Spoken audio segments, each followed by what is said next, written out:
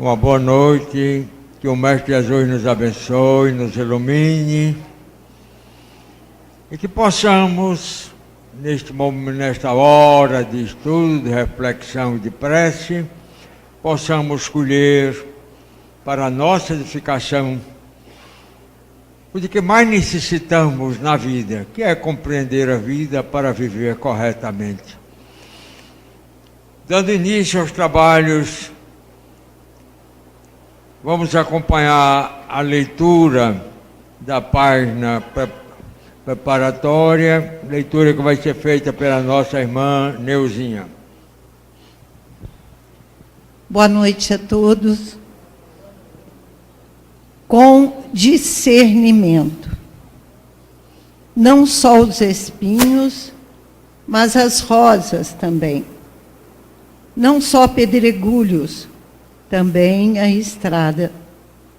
Não apenas as sombras, igualmente a claridade do dia. Não somente a doença, também a saúde.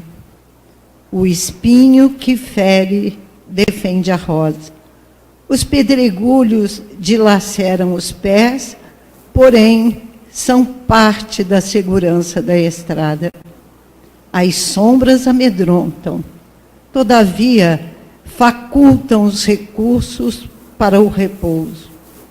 A enfermidade que macera ajuda a valorizar a saúde. O desespero diante das lutas revela as disposições inferiores da alma.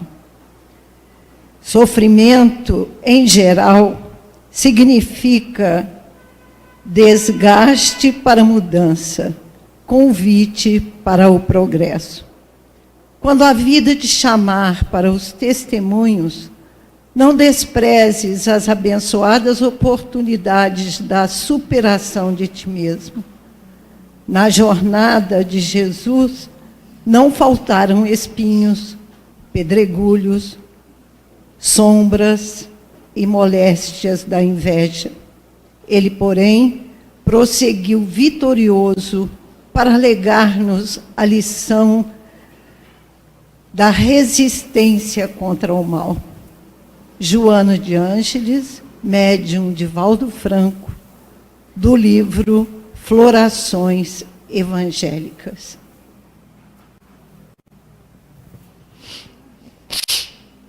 Eu não sei quantas vezes precisaremos ler esta página maravilhosa.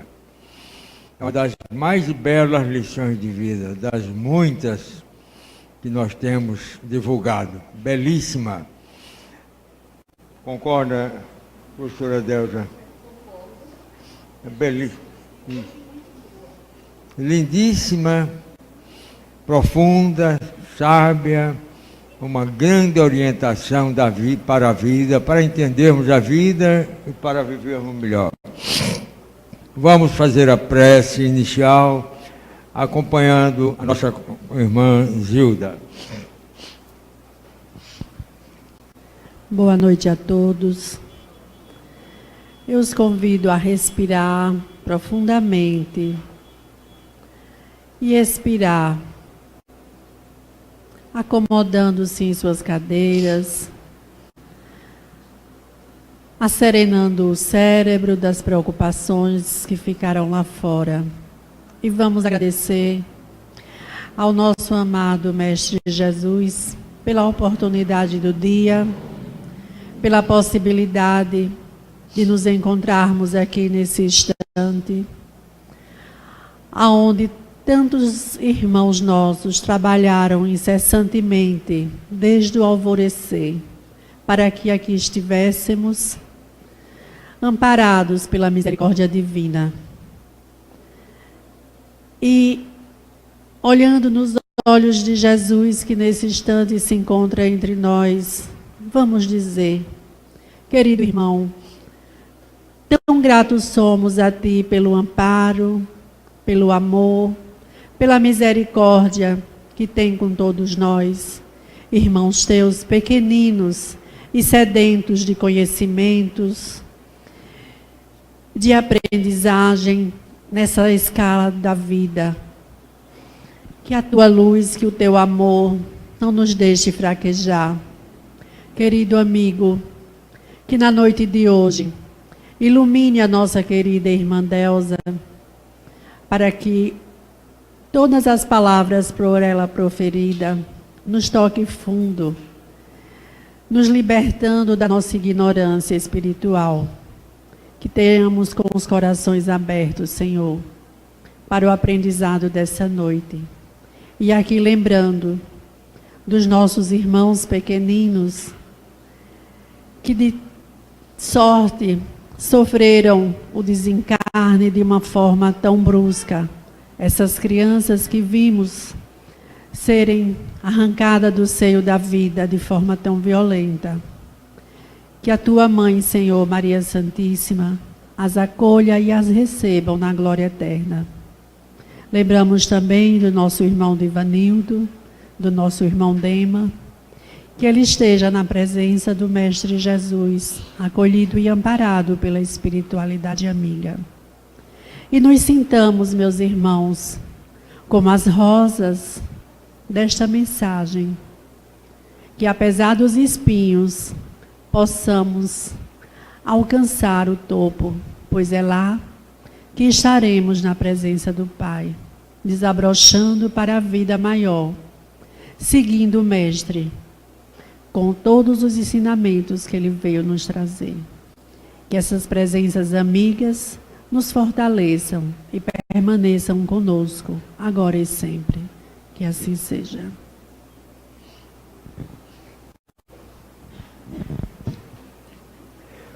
Nós somos tão diferentes uns dos outros, não é? Como somos diferentes? O tema que nós temos para esta noite é um tema palpitante que vai abordar um aspecto das nossas diferenças. Letrados e iletrados. O tema está com a nossa confreira Delza Gitaí. Vamos ouvi-la. Depois dessa mensagem, a gente fica a pensar como a espiritualidade amiga nos dá lições de esperança, de consolação, de conforto. E depois nós ouvimos e acompanhamos essa prece e enchemos os nossos corações de bem-aventuranças. Então, com os corações cheios desta amorosidade que a espiritualidade amiga, em nome de Jesus, preparou para nos receber desde cedo nesta casa, nós possamos compartilhar dessas bem-aventuranças, nos dirigindo ao nosso vizinho de um lado, ao nosso vizinho do outro, olhando bem no olhinho para dizer boa noite.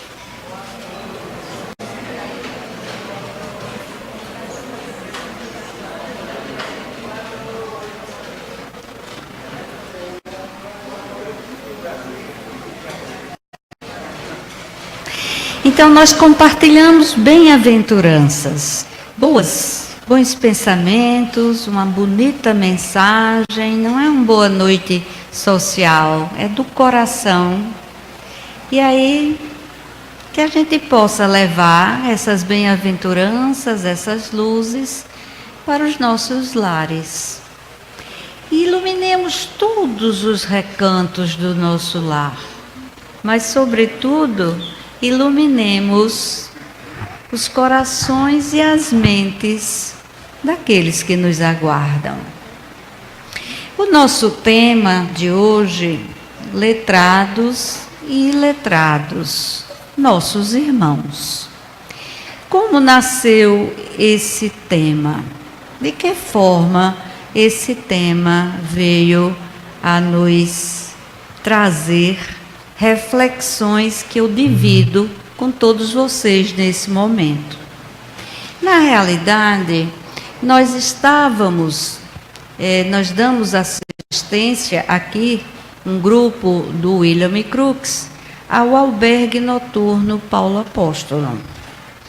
Então, na quarta-feira à noite, hoje, nós não estamos lá e estamos aqui. Nós fazemos o Evangelho do Lar com os moradores de rua, não é? Um grupo.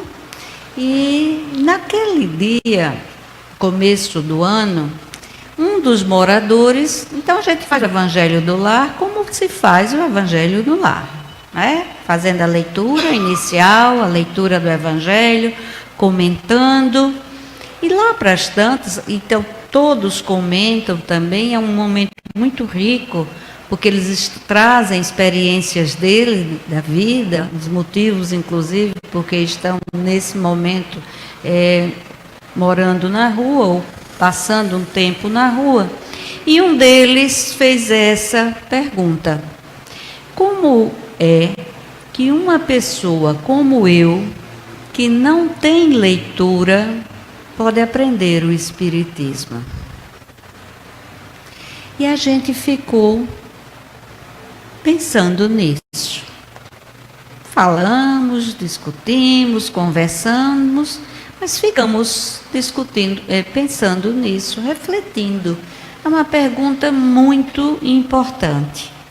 E colocamos essa palestra no fórum da Web Rádio, que aconteceu aqui em Maceió. Para isso, nós fomos buscar uns conceitos que nos dissessem, de fato, a realidade daquela pessoa no nosso Brasil. E aí fomos ver o conceito de analfabetismo. Analfabeto é o que não sabe ler nem escrever. Era a situação daquele morador que estava nos perguntando como aprender o Espiritismo se não sabia ler. O analfabeto funcional é aquele que tem a incapacidade para compreender as ideias explícitas e implícitas de um texto e emitir um juízo crítico sobre os mesmos. Então ficamos a pensar. A doutrina espírita nos motiva, nos incentiva, se fundamenta na instrução, no conhecimento, na educação, tanto do conhecimento intelectivo, quanto da educação do sentimento. Através de uma conquista que nós, homens e mulheres, tivemos ao longo da evolução biológica e espiritual, que é aquela de ter o juízo crítico, é aquela de poder fazer perguntas para obter respostas razoáveis. Por isso que a gente diz que a doutrina espírita, e Kardec foi quem nos diz isso, ele faz com que a gente desenvolva não uma fé dogmática, mas uma fé raciocinada. Então a gente tem tudo para fazer aquelas perguntas clássicas que a humanidade não podia fazer há bem pouco tempo, nos idos da Idade Média e ainda hoje em algumas culturas. De onde eu vim? Quem sou eu? Por que estou aqui? Para onde eu vou? São perguntas que fazem parte da filosofia, desde a filosofia humanista dos gregos. E aí fomos buscar qual a realidade brasileira. E fomos buscar no censo de 2010. 13 milhões de pessoas que não sabem ler nem escrever. Desses, a maioria, mais de 60%, acima de 60 anos. 34% entre 40 e 59 anos. Em pleno período laborativo. E menos de 3% é com menos de 25 anos. Mas quase 2 milhões de jovens de 15 a 17 anos não estão matriculados no ensino médio.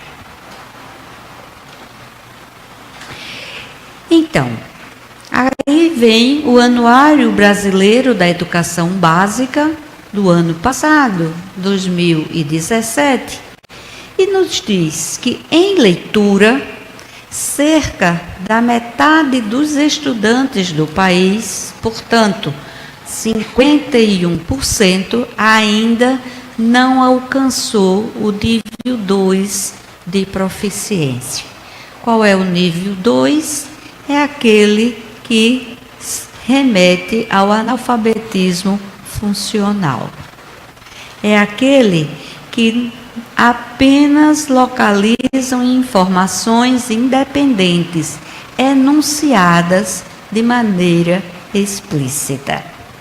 Então, nós convivemos com isso muitas vezes no nosso lar, quando vamos fazer uma compra, não é? São pessoas que a gente não entende, por exemplo, como não entende bilhetinho que a gente deixa para fazer alguma coisa no nosso lar.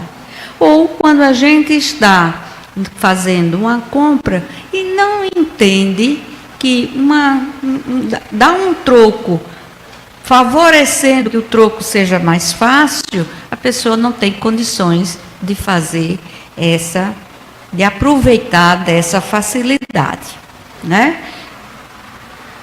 Isso está patente, independente das estatísticas. O que as estatísticas nos mostram é que isso é mais do que 50% da população brasileira. Nós estamos em Alagoas, penúltimo estado, né? Ganhamos apenas do Maranhão, com índices bem maiores do que esses. O nosso Monteiro Lobato, ele tem essa frase, né, clássica: quem não lê, mal ouve, mal fala, mal vê. Por quê? Porque não consegue interpretar bem o que está lendo, o que está ouvindo e o que está vendo. Então, nós estamos com nossos irmãos brasileiros e muito mais nossos irmãos alagoanos nesse contexto. E aí a pergunta, aqui no Centro Espírita, nós estamos atentos à realidade desta maioria dos nossos irmãos brasileiros? Nós falamos em irmãos. Estamos atentos, mesmo que eles estejam como funcionários nossos, como pessoas que convivem conosco, como pessoas que fazem parte da família daqueles que convivem conosco? Será? Eu estou colocando isso, não é para perguntar a vocês, é porque é a pergunta que eu tenho feito a mim mesma. Mas aí, nós espíritas, nós somos, pelo censo de 2010, agora deve ser mais, quase 4 milhões de espíritas, em torno de 3% da população. E aí, veja o que nos diz esse texto. E é lá das explicações do censo e depois do PNAD, os espíritas possuem as maiores proporções de pessoas com nível superior completo, mais de 98%. E taxa de alfabetização também muito alta, mais de 98%, além das menores proporções de indivíduos sem instrução, menos de 2%. Veja bem, aí há, não é, uma questão para a gente pensar. Nós, espíritas, somos privilegiados. E não é por isso que precisamos e devemos, e às vezes até a gente ouve isso, de nos orgulharmos, porque, olha, o censo mostrou que os espíritas são os mais instruídos, os mais letrados. Não. O censo mostrou que nós, espíritas, somos quem tem mais privilégios neste ponto de vista da educação formal. E, portanto, mais compromisso, mais responsabilidade. E a reencarnação nos diz que nós estamos aqui para aprender. Nós estamos aqui não é para sofrer, nem para ser punido.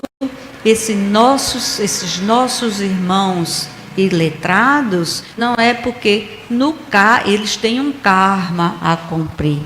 É porque a sociedade ainda não os vê como pessoas iguais a nós mesmos e, portanto, precisando de oportunidades de acesso à leitura. É diferente. É diferente, não é? Então, vou lá no Evangelho segundo o Espiritismo, capítulo 6, no item 5, é o capítulo que fala o Cristo Consolador. A maioria de nós espíritas já conhece essa convocação, essa imposição, vamos dizer assim, do ponto de vista da prática espírita. Espíritas, amai-vos. Este, o primeiro mandamento. Qual é o segundo? Hein? É ensinamento? Pois então eu copiei e colei errado.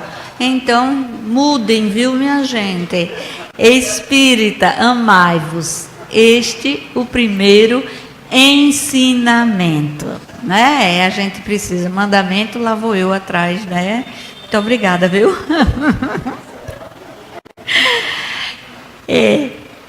Repetindo, espíritas, instruí-vos. Este, o segundo.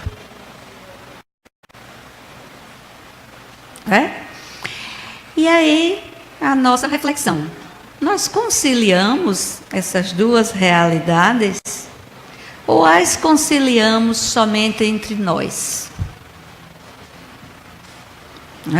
Como a gente pode conciliar a realidade da maioria dos espíritas serem letrados, bem formados, menos de 2%, não é? Que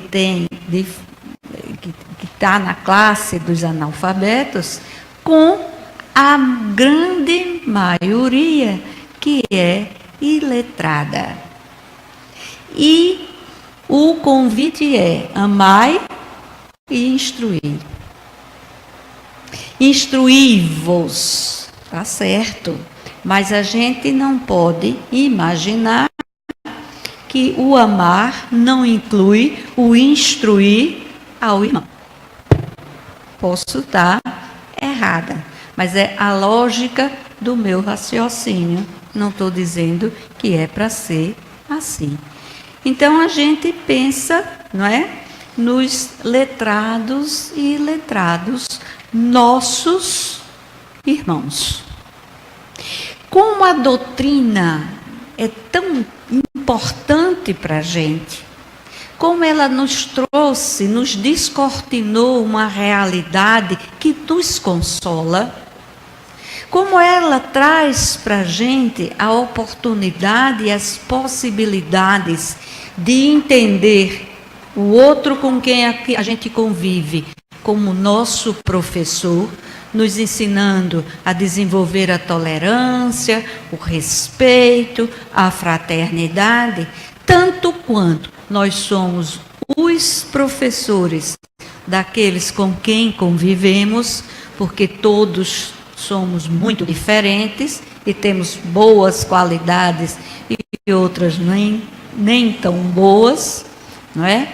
Então, é preciso que a gente pense muito nisso, tanto do ponto de vista do instruí-vos, quanto do ponto de vista dessa ligação que o Espírito de verdade fez com amor e conhecimento.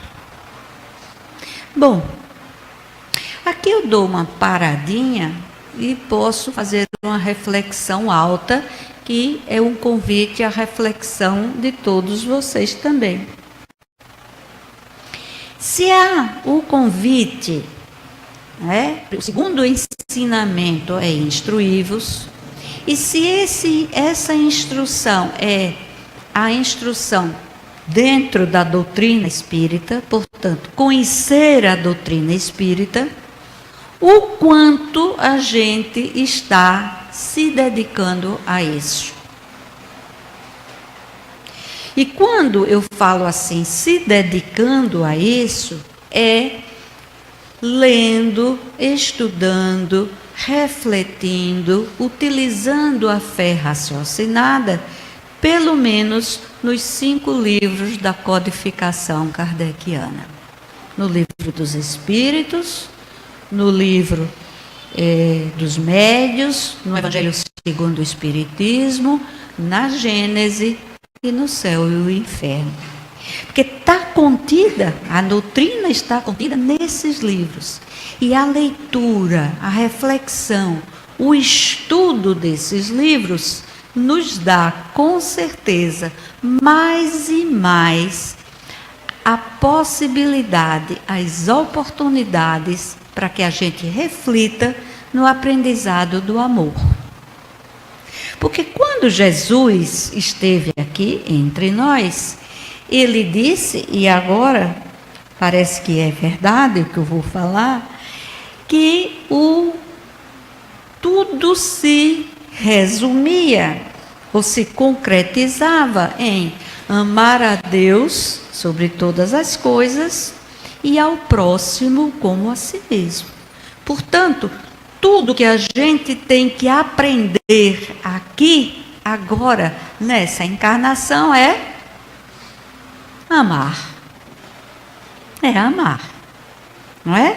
E tudo que a doutrina nos dá como necessidade evolutiva nossa é aprender a amar. Aprender a amar sem ser este amor que ainda é o amor possível para a gente. Que é o amor ainda egoísta, é o amor que a gente quer que o outro seja como a gente quer, é o amor exigente. Não, aprender a amar é entendendo que é só através do amor que a gente realmente vai seguindo o caminho até ser anjo e, portanto, até realmente o encontro com Jesus. Esse é um lado. O outro lado é aquele em que a gente, enquanto pessoa e enquanto espírita, e agora eu vou falar de mim e de todos os espíritas, aquele em que a gente leva o que a gente conhece, leva o que nos dá a alegria de viver, o que nos valoriza estar aqui encarnado para os outros. Para os outros. Seja através de uma palestra, seja através do grupo de estudo, seja através da reunião mediúnica, do diálogo, seja através do Facebook, da mídia eletrônica, que a gente está realmente transmitindo. E aí eu trouxe comunicação. o sentido. Peguei isso aí, achei muito bom, tem outros conceitos, mas esse eu achei que veio bem a calhar para esse tema. Comunicação é uma palavra derivada do termo latino, comunicare, que significa, o que é que significa? Partilhar, participar algo, tornar comum. Parece óbvio, mas nem sempre, né? Porque quantas vezes a gente não se prepara para comunicar para quem? Né? Para quem? Qual é a pessoa com quem eu estou me comunicando? Qual é a plateia com quem eu estou me comunicando? Eu posso me comunicar falando academicamente, mas a plateia não é acadêmica. Eu posso me comunicar falando cientificamente. Eu não, estou falando de um modo geral. Falando cientificamente, mas a plateia não tem, não é? O background, a fundamentação para essa comunicação. Nem está querendo aquilo naquele momento. E assim vai os tipos de comunicação. E para que, então, eu estou comunicando? Se eu estou comunicando sem saber para quem, então para que eu estou comunicando? Qual é a minha reflexão antes do meu diálogo numa reunião mediúnica com o irmão que está em sofrimento?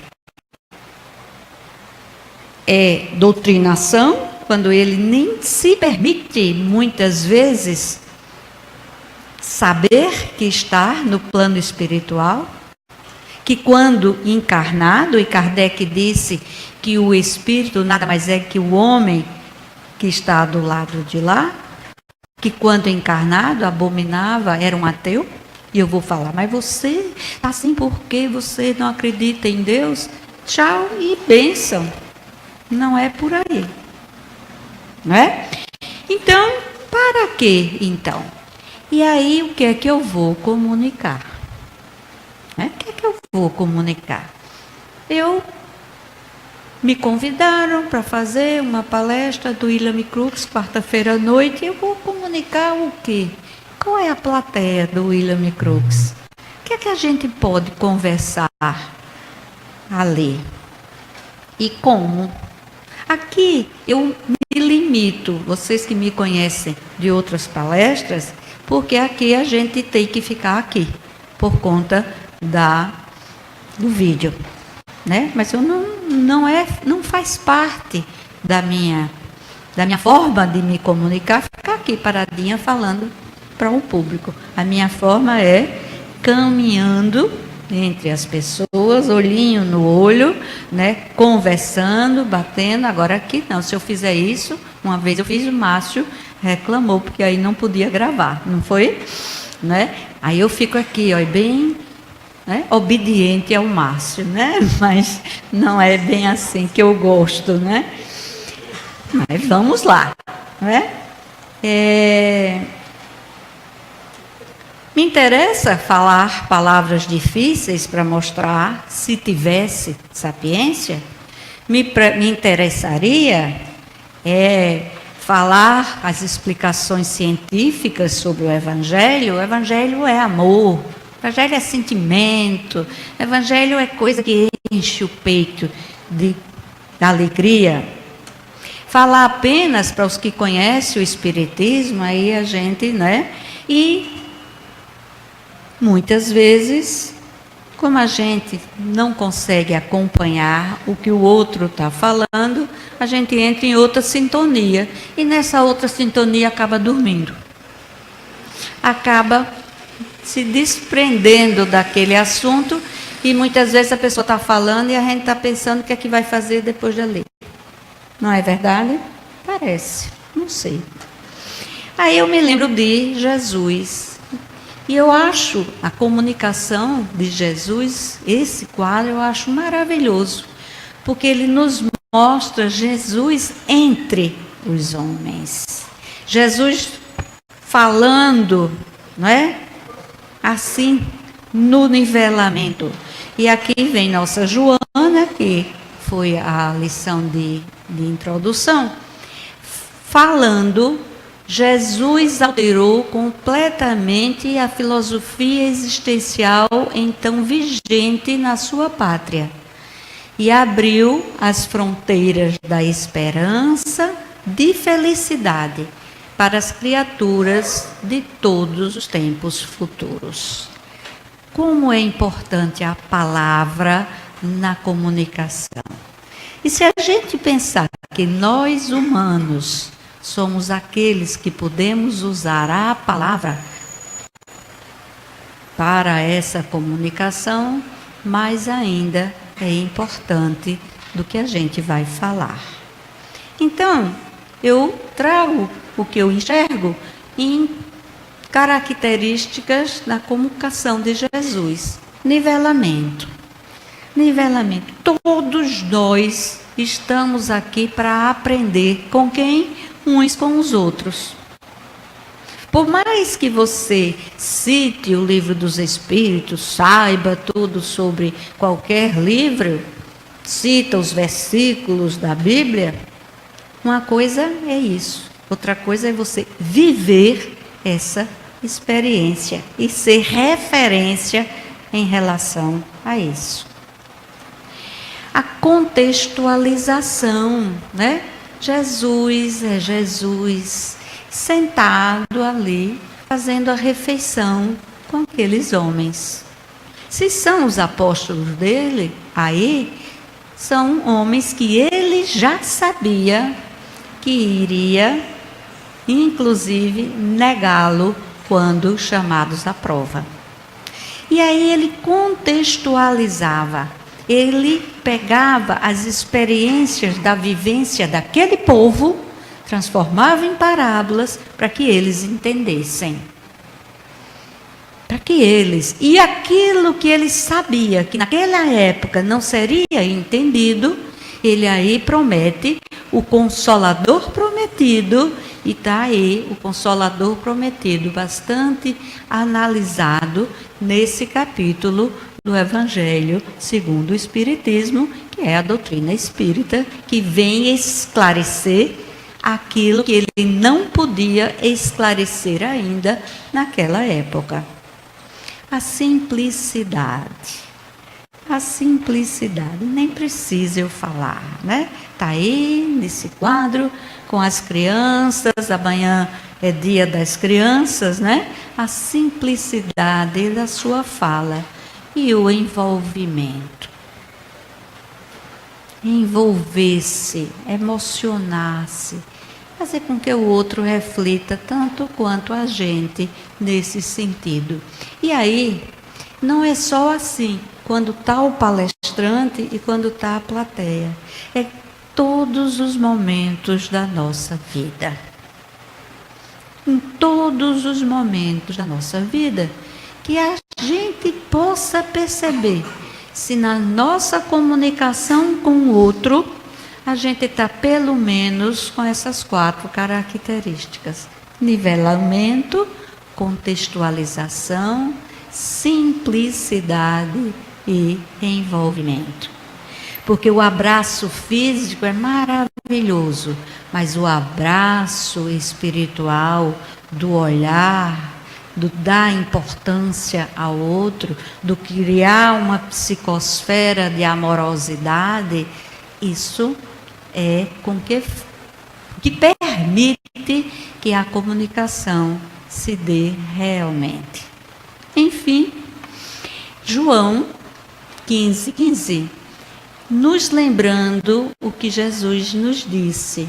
Já disse aos apóstolos e está a nos dizer: já não vos chamo servos, visto que um servo não está ao corrente do que faz o seu senhor, mas vos chamei-vos amigos, porque vos dei a conhecer tudo o que ouvi ao meu Pai.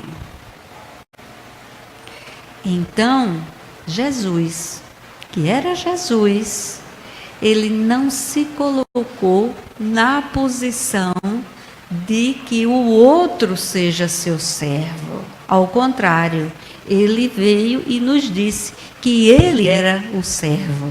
Eu vim para servir. E naquele momento tão importante, ele nos mostra o valor da amizade. Nós somos amigos, quer dizer, nós compartilhamos das emoções, dos sentimentos, das possibilidades que essa nossa vivência está a nos dar nesse momento. Então, queridos amigos, nesse momento tão bonito em que a gente está aqui, compartilhando dessas reflexões, e eu espero que eu tenha trazido muita reflexão para todos nós. A comunicação ao coração, a comunicação de coração a coração, aquela que nos permite, de fato, na posição de pai, na posição de mãe, na posição de amigo, de professor, na posição de empregador, na posição de empregado, a gente ter presente que o outro é tão importante quanto eu. E que, portanto, merece que seja respeitado nas suas opiniões, nas suas dificuldades, merece que seja aceito como é, merece. É dever nosso, e Chico diz isso de uma forma muito bonita. Eu, a cada dia, procuro me melhorar. E a cada dia eu procuro aceitar o outro como ele é. E muitas vezes, o fato de nós sermos espíritas, ou estarmos aprendendo a doutrina espírita, parece que a gente já se coloca, alguns já se coloca numa posição superior. Eu sei, e eu vou lhe dizer como é. E a doutrina nos mostra que nós estamos, cada um, numa etapa evolutiva diferente. Aqui estamos as nossas crianças entrando. Pode entrar, Ivoneide, com as nossas crianças. Vamos bater palmas para elas?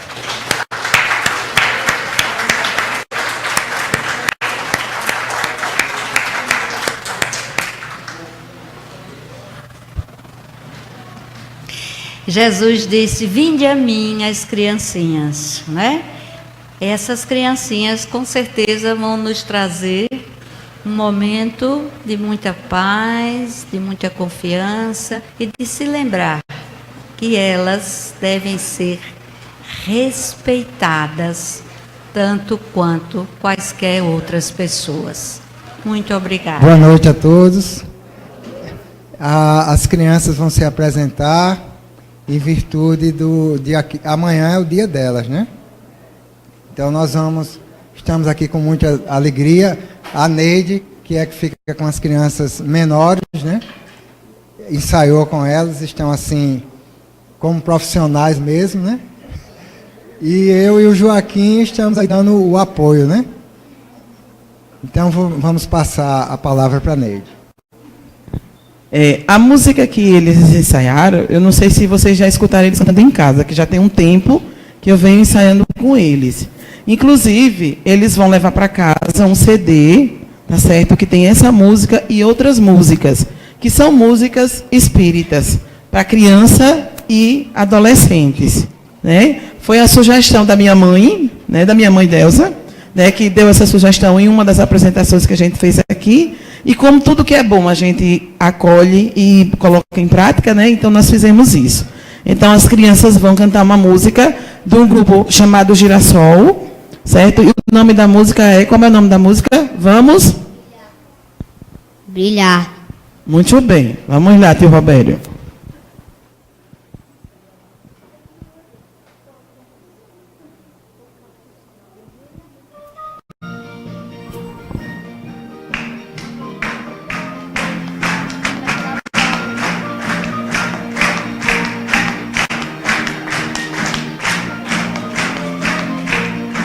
Quero brilhar como uma estrela.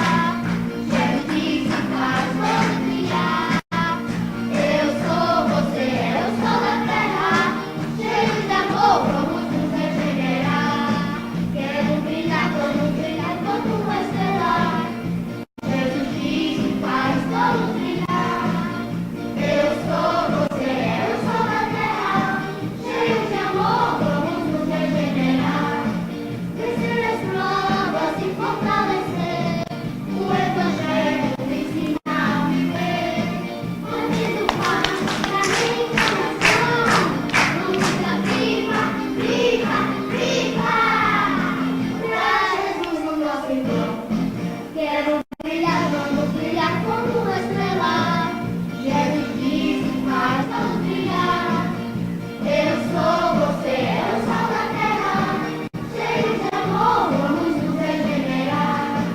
Quero brilhar, vamos brilhar como uma estrela. Jesus disse, faz todos brilhar. Eu sou você, eu sou da terra. Cheio de amor, vamos nos regenerar.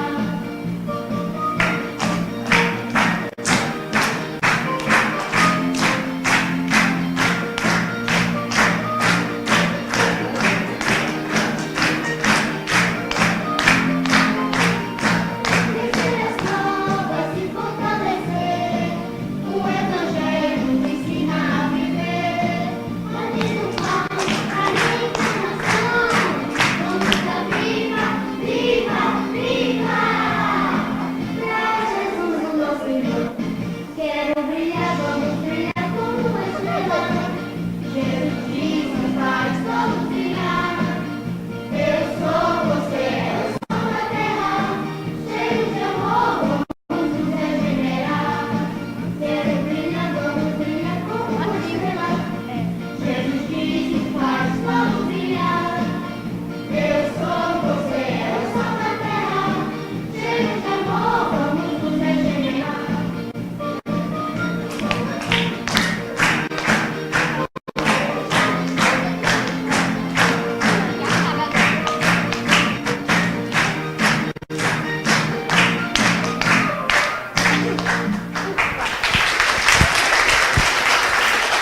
E agora? Muito obrigada.